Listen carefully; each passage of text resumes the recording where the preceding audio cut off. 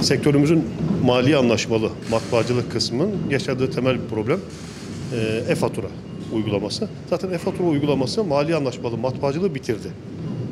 Biz de mali anlaşmalı matbaa idik. Hala da anlaşmamız devam ediyor ama tabii işlerimiz kalmadı. Makinelerimizi de buraya verdik. Şöyle söyleyeyim ben size. Müşteri portföyümüzün %99'u maliye e-fatura sebebiyle maalesef buhar oldu. Hep e-faturaya geçtiler müşteriler. Haliyle işler kalmadı. Ne fatura ne sevk irsaliyesi. Özellikle sevk irsaliyesinin de e-irsaliye şekline döndürülmesi. Artı e-faturaya geçmeyen mükelleflerin de kestikleri faturaların 2.000 lirayı aşan kısmının internet üzerinden kesilme zorunluluğu çıkarılmış olması maalesef mali evrak işini tamamen bitirdi.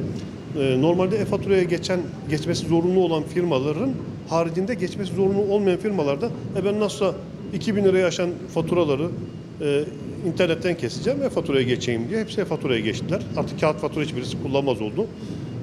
Bu Türkiye genelinde benim yılların tecrübesine dayanarak tahmin ettiğime göre aşağı yukarı 1 milyon kişinin ekmek yediği koca bir sektörü maalesef buhar etmiş oldu, bitirmiş oldu.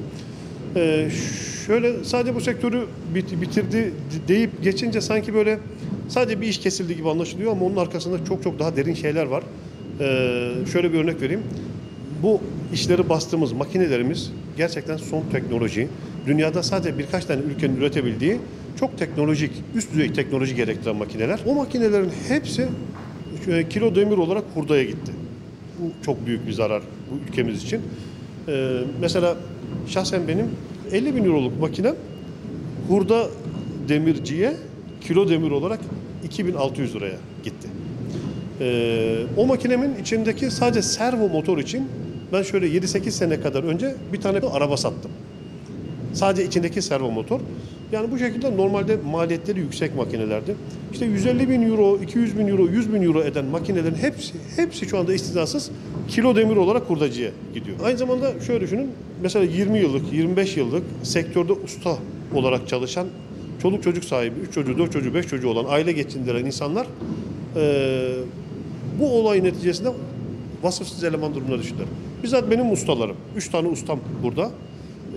20 yıldır birlikte çalıştığımız ustalarım maalesef vasıfsız eleman olarak şu anda asgari ücretle dışarıda başka bir yere girdiler. Vasıfsız eleman durumuna düştüler. Yılların ustaları bunlar.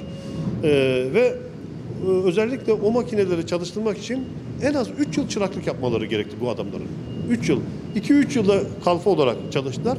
Yani en az bir 5 yıl emek verdikten sonra usta olarak çalışmaya başlayabildiler. Ve işte hayatlarının tamamında yani iş hayatlarının bütününü verdikleri usta olarak ekmeğini yedikleri bir iş artık ortadan kalkınca onlar vasıfsız eleman durumuna düştüler. Siz düşünün 20 yıl bir iş yapıyorsunuz, bir işin profesyonelisiniz ama yönetim erki bir karar çıkarıyor. Sizin 20 yıldır yaptığınız, uzmanı olduğunuz, profesyonel olduğunuz iş artık kalmıyor ortada. Siz vasıfsız eleman olarak ortada kalıyorsunuz. Verdiği büyük bir darbe de bu oldu. Tabii ustalar açısından olay vahim gibi görünürken aslında işverenler açısından daha da vahim. Şöyle yatırım yapmışsınız, yıllarca emek vermişsiniz, belli bir portföye getirmişsiniz. Hem makineleriniz hurda oluyor, onları satıp yerine muadil başka bir şeye koyamıyorsunuz çünkü artık para etmiyor. Hem de elinizde yıllardır oluşturduğunuz portföyünüz buhar oluyor, gidiyor. Yani iki yönlü.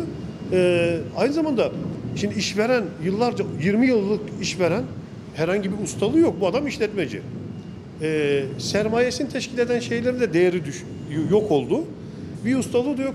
Bu işletmecilerin durumu daha vahim. Girip bir yerde vasıfsız eleman olarak da çalışamıyor bu insanlar. Elindekini de satıp yerine bir şey de koyamıyor çünkü artık değerini kaybetti. Aslında en büyük darbeyi vurduğu darbelerden biri de bu oldu. Çok büyük yaralar açıldı. Kalp krizi geçiren arkadaşlarımız oldu. Mesela ben günlerce, haftalarca 3 tane çocuğum var. Bunun psikolojik buhranını yaşadım. Şimdi mesela bu teknolojik makineler, bu mali evrakları basan makineler herhangi bir teknolojik destekle, bir mühendislik desteğiyle dönüştürülebilir. Mesela etiket makinelerine dönüştürülebilir. Başka baskılar yapabilecek makinelere dönüştürülebilir. Ama temel olarak etiket makinelerine dönüştürülebiliyor.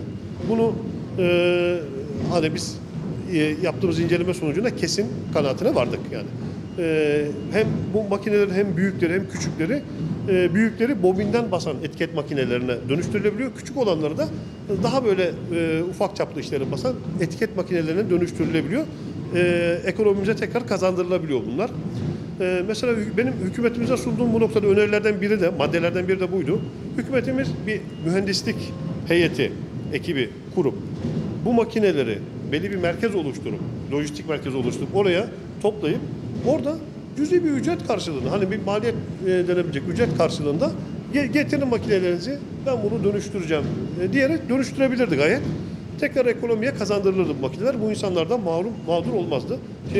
Dönüşemeyen arkadaşlar için ya sektör içerisinde ya da sektör dışı ihtiyaç olan sektörleri mesela devletimiz biliyor.